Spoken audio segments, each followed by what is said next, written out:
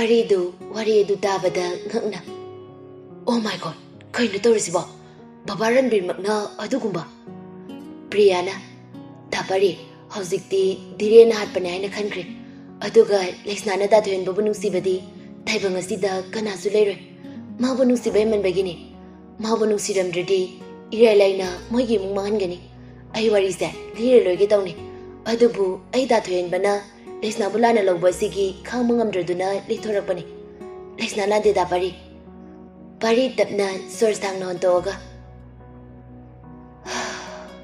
priya masana taruba fataba dudi masada mohale haiduni ai thaje thoen bana lesna bu kaidong nungda mirai madi magan angnaba mama mapa imung manung sagaina deresu fataba thabak pu tawradi kaidong nungda ngapide aduga mana mu yakidaba midudi amuk han basu yarai parida pari aisu thamage ada nongma dum khanarse hayeng do babai lakadoira ima lakadoine panjida numit chana ba yengni na habani fare adodi ai tomage ka good night good night asumna numit adu su hokri nongali ayuki pung 8 tarakpa duaidani jinglem badu yaifabioi gi thongalda yaifabi ngairaga lei Tanja duda Angeliga anuga dulai Angelina Chacha adai se yambung natra Enina manine lao dang lose ani du jinglemba gi manak dalai jinglemba ani du bada enia Angelia no eni di kaida joluba Enina kaisum jate da yaifabi da lakpani Angelina mu yambo Akoi chachana haibada yambungsa hana nasagam na thi haye chumbra Eni Anjali ding laga matang li jade nangsu jinglem ban no aga thi ado ene nangonda Anjali na chacha kauri sa kaigino Eni na akoi tama jogi machane Anjali se namana bibu male hainari ngai yaifa bitholai Eni na ses Midi Lazaba Gaisa, Yadiko Yaifamino Oga Yari Data, Watingang. Oh, Yari, Chalo, Lesna Oragana, I could do Priya and Lakani, Aduki Chalon Ba, Kakita Rugetoni Yaifabi, Garida Kakalaga Abesu, Lucilla Rabani. Ferry, bye. Yaifabi getting member of Suzacri. Some the Natoyanba, Tomogolapada, Parina Chapusilapaga, Mapachani. Thoin badu makok pairaga famlagale Parina bye chatho Thoin badapna pari ding laga bye ai thaulindi pari thoin bagi manakta famlaga ho tamo cha se nanai nupina lonjarapani ibani ngarang khakta chenbani mawono bigi cha se amuktadi mahau tangbiyuda nanai nupida kai pendaba lege Thoin bana faitaraga cha du lawi Pari, Thoin bada yenglaga tapna. Bye, I can tiger. Thoin ba cha du thaga. Pari tapna. Lesna da, mado. Thoin ba cha du nakana thamaga pari ding lai aduga. Kaino, makidoroge. Makidoroge ba. Pari taplapna ngarang Priya na hirapopum namag. Lesna na mangondigi laptopagi marampum badami. Thoin bangakna pari ding laga kare aigi pamakna pari nungaitana bai mana nangbu nungsibai man mana lapthopani khangdre bai ai kai haiduno noi ni gi marakta khariba sambalse namna sido bai lesna vlog sinbio Thoin bangai hakti wangangdi tumina ngai hak leiraga tamna sor sangna onto aga pari ding lai Masana tawbana, masana fangbani. Ay na mabu, kaya dalana lauriba. Ay se yamna fatrika. Ay di, mabu dumba, nungsiduna laygani. Bay, mabu iginagasida, lengdana tambangam gani. Parisu na faitaw na, Thoin bagi lengjumda, pop tay. Bay, ayam na nungari. Thoin basu mapidu day thoga no fetaw na. Bay, ai maga unaba pame parisu no fitona bai ai heng soidana silage ngasidi priya hoida akoi maga akoi baga chatkani aduna farak tarani tayen badu lesna bu nungsiba kaubanina ma kaisu khidri lesna na mabu asuki mati nungsiram ma amuk hena harau bai badu oire somdana Sonia Rosie amadi Biki do wari sanari Bikina aigidi haininga leite mabu ngasima yaifabigi mafamdagi lafalo Sonia no aga ngasigi party sida aina pumna masilabani aina thokpa tawgine aduidi kisumda khangano Rosie no aga wari se nungairi ne natra Biki no aga nungairi ayo zikti chinglemba gi mafamda lamang khumlagani yaifabibu magi oi bai badudi oithoktrabani Sonia na mu aidi yaifabisa losen khragi khanbani adubu nangna dumaina hairabani na adum nangonda natra hoi yare adudi ai chalage horen ai ngana lage ko bye Sonia ga Rosie gana okay bye asumna asum numidang wairam oisilakle chinglembasu Alex amadi Ricky ga punalai Sonia hotel adugi gate mayada mi myambu oga leirami chinglemba ubada nooga yambo chango chinglemba akoiba adu aife jinglaga hoi chinglemba masada yehinade adubu nofai tawraga adumak chali Sonia sunu I Alex ga Ricky ga su changla I aduga mayamna famnariba aduda fami mayam adu chinglemba bu ubada photo bu kapo amuk toiba loire Sonia su chinglemba gi nakanda adum chatli jochabi dagi heli tap naplaga adum leiri ba mi kharadi Sonia gi mawongdu mitna basu yawi chinglemba su haina dabadi fawi adu bu kaisu di hairamde asum koining lakpada Biki du famlaga leirami adu ubada chinglemba ngakni yengi aduga Sonia da onsilaga Sonia Biki ga nanga kamaina khanglino Sonia na nofe ka tawraga irang bu bamino omano aga yamba imana bane chinglemba wa makha tarudre domina dumneire Alex ka Ricky ga di mitna bane adre Ricky na Alex kina kongda chiron tari yo chabi sadana yenguba seliba dressiga paktabana mitche okaknare Alex na mo masaksiga oningdra chinglemba su sofa amada famlagale mi kharadi yuga thaga dance tawbasu yauri Sonia su chinglemba gi nakta nakna famlaga yamba chinglemba ina dabagi khara chathoga Sonia masidi ai halamagi suting lei saunu ko nongma mu ai chaksingi Sonia du toksinare I yamba aidi yamung sangadra khana tawbani fare yambungna sangdrabani na ada class di matangdi payo chinglemba fu awalaga Sonia nang saunu ai halagi Sonia na chinglemba gi makutu ta fai yamba chinglemba haina dabana loiri somdana Rosina tumina photo makaplami Rosina faitawna Sonia dengi tari Sonia su chinglemba gi makutu fatadoga yamba saunu ba ngakta ngai khoba chinglemba su Rosie ga Sonia ga gi ingitu rami masu kaino matawri khangladuna famlaga moyeni gi mawong yenglami Sonia su Biki gi manakta lai aduga photo di kape kamain taw sai no Biki na mu photo ro thajilo aina thokpa tawrage Sonia su Rosie gi nakta mugla aga leiri Rosina Biki da photo du thajili chinglemba di moina tawriba pombo rami masu karino khangdolagi khanduna adum usina da saduna leirami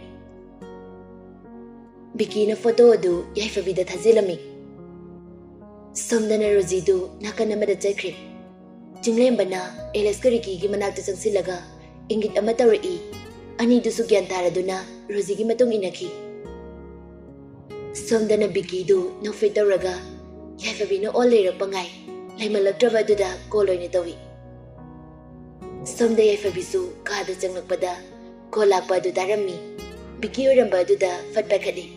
Hello. Biki no fetaraga. WhatsApp da amuk da chango.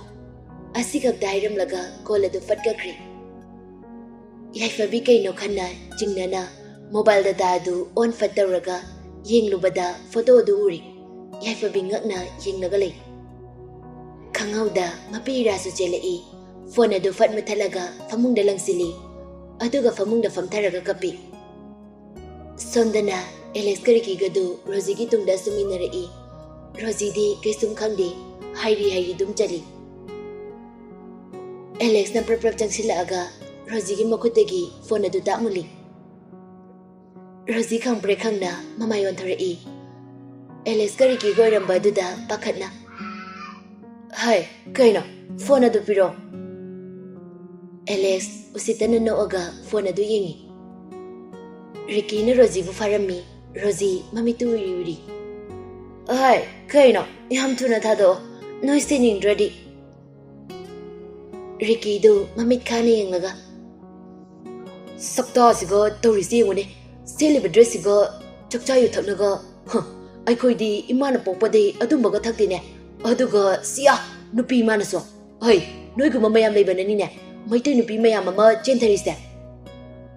Alex na Rosie gi phone adu yengbada photo adu rami. Rosie gi manakta changsilaga photo adu ullaga. Hai, sike do wake up ino. Yam thunairo. Natradi nang soidra sirani. Hairo yam thuna. Rosie du kirup yengaga. Ai di khangde. Ai di yaude. Ricky na amu dabtarai. Hai, khunam sina yeselaktrengedane. Yam thunairo. Natrega nangse mathong maram khangdana video na meraga social media sida wai jalo haira. Rosie tungda haifet hairi halaga. Adumai tawano ai haige. Alex na hairo adu erdi. Vicky ga Sonia ga na khapo haibane. Yaifabida photo du thajilaga yambunga kaina na basin bane. Yaifabida Vicky na pamjaba male. Ada yambung na munbane. Namdana lawni hai. Aduga Sonia na yambung da layni hai. Adui moyani na manakibane. Ricky no oga. Oh, I see. Khange. Ngako. Nang na kana phangni ne yauribisida. Hayun hayune. Alex na mung no oga. Nang phangna ba. Ricky faina Alex tenglaga. Chathoi. Sigumunu pise lawdau sarungne lu se ko eraga lamboy boy na chalage. Yare, wathi ngangano. Sir da call taw. Aduga minai ni da puraga la wayo. Ricky na jinglem da call taw duna haikre. Somdana jinglem bada mi loina thadokro haibade Sonia na su loina thadokre. Jinglem bana Sonia da dabtaraga bigi ga punna moina leiriba du da lai. Alex no oga. Sak fazaba welcome. Vicky fainengi. Kaigino akoi sida purese. Jinglemba Vicky gi nakta changsilaga. Bye. Ai di nang se yamna faina khalubani. Aduga hoi nangna sorry da chume. Safom thoi saudone. Adubu kari maram gi damakta no haibadudi nang thijinre. Amu Sonia denglaga. Sonia nang nupi ni ko. Nupi amoiraga aduk lemdaba. Noina faniyamna aigi thawai oribi thoiga fana kaina naba ifam degi labna basilabasu madu oraiba maramdi magaiga matani aduga jinglem bai ning likhai madudi oithoktabani Vicky sitana no oga thawai aigi thawai degi na nusi karigi mabu nangni ifam degi munduna thamliba karigi khangi aisu loina nangno tawkhiba pumnamak aisu loina khangi Kangaudana tungdagi. Yambo! Mayamdu tungon thogeng lai. Yaifabi, Lexna Anjali, Tony Eni, Moy mayamdu lerami. Alex kariki gadi ngakni yenglagale. Sonia sungak nami. Jingnem badi no faitawi. Yaifabi, Vicky gi nakta sangsilaga. Vicky, ai khange. Nang nei bunu siaba. Adubu nang nadi ai gi wari mata khangre. Ai na mata mama da haikidra. Ai gi nusiba malai haiduna. Nangbu aige sengmo marup amani khalaga wari pumbada aine likhibani magada atege nasunati Mangda lepliba yambungne. Biki ngakna yaifabi denglaga. Ha, ma. Yaifabina makatari. Mane. Nang ngasai call tawraga engon hairakpada. Ai su jingni. Ngasai na engonda wari pumba yambungna tamai. Ai ngakti aigi lambi pumba mangle khanna ai waki. Adubu yambungna ai bu thimjindi. Wari pumba su yambungna liki. Yaifabi amu Sonia gi manakta singsilaga. Iche, nangsi nupini ko. Adusu mayamna sakhangnariba imung amagi macha. Aduga suklemdaba thabak tawgani habadi khalludabani. Fare, sina si wekre. Nangna yambumbu pamje haiba khangi. Haina bale, nungsibadi kathokpani haina. Aduboidi madu taroi. Kathokpabu aseng manungsibani haribada. Madu aidi yaningde. Amutang pokpa mapongne. Tangna phangba nungsiba amabu lamlambi amana nungsire khanduna kathokadrane. Madu aseng manungsiba nate. Sonia wa amata nganglakti adumak tumina laikre. Biki do chinglembagi nakta singsilaga. Bye, I am the lankre. I bumukta ngkpiyu. Aina khantarudabana fataba thabakse. Aina tawkre. I bumukta ngkpiyu. Ai tasingna lale. Chinglembadu biki bu konsilaga. Bye, I saudi. Ai kisu saudi. Donina. Oh yarise, kaisu saunaragumse. Sonia su mapira jena. Ai lale. Ai matmda asuma fataba thabakse. Amuk anna tawge khalare. Yambo, yaifabi. Ai noigi nafamda yamna lale. Angelina. Oh yare, kaisum khanaroise. Ado ausise, ponsu thengi. Kamai tawsige. Necha, nanga tatoniga chenkro. Aduga cheyafabia. Nanga yamunga chenkro. Adagi Alexa. Adai nanga iga. Mayamdu no e. Eniga toniga su chakri. Alex Anjeliga su chakri. Mayamdu matang hanakri. Hauzik leiriba asi chinglemba yaifabi Leisna moi ahum ta mangairi. Ahum du tholakpada khangauda Leisna gi makut adu tungdagi farai. Leisna kanano haina mamayon thorakpada thoyen boirami. Leisna makut adu nanthokna bonari. Adu bungamdi. Thoyen bana Leisna bu fatmatha da chingsili. Aduga amuganna thadolaro matagum chena konsili. Leisna su machilengba ngamdi. Thoyen bana Nang ne famdagi thaiduna chenaba kyaro hanarabasu ngamloi. Nangna karigi aibu nungsina nungsidaba saduna khangli. Chan ai pumna makhangle. Hojikti ai khangle.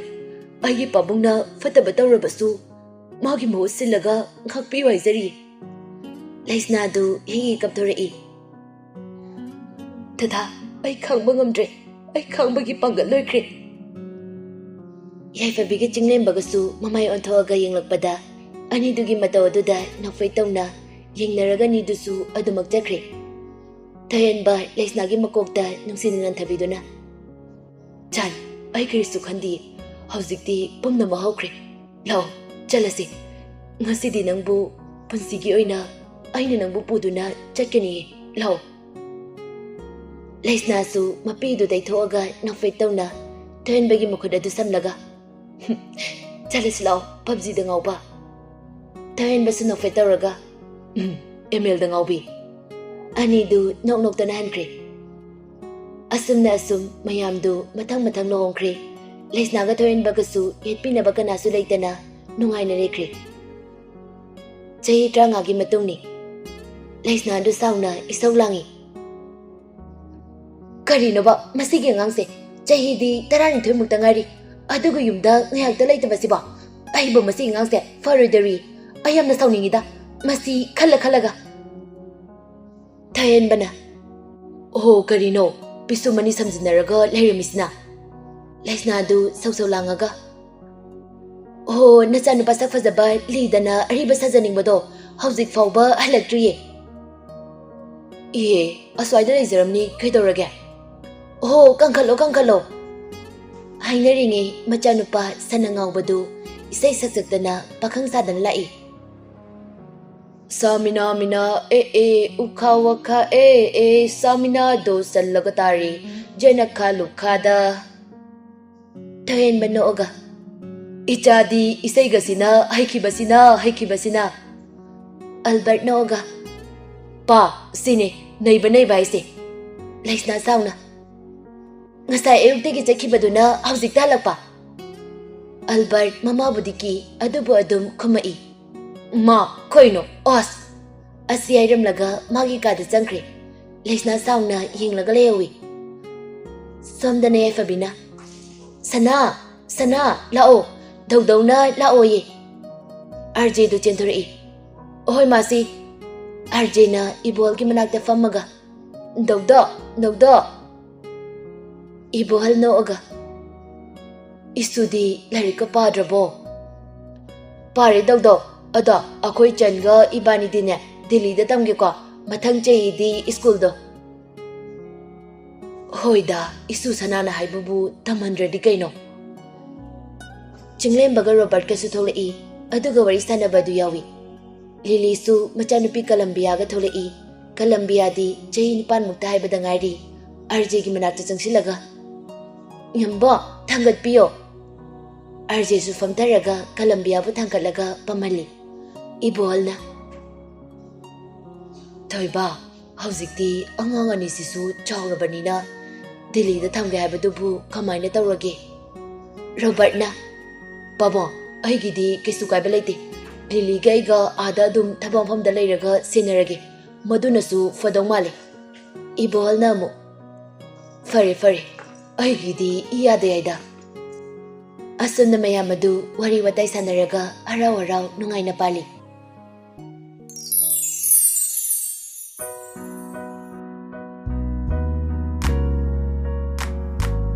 Matang asida wari loizari writer gi waran khara mayamda karigumba mata fongdokjagi wari asi sangnadi janingbani adubu khudong chadaba malaibana wari asi samjile season 2 munglakani madudasu mayam soidana taminasi wari asida soikhi yaorabasu mayamna dum haibiramu wari asigi season 1 di matang asida loisile asoyaran yaorabasu ngkpiyu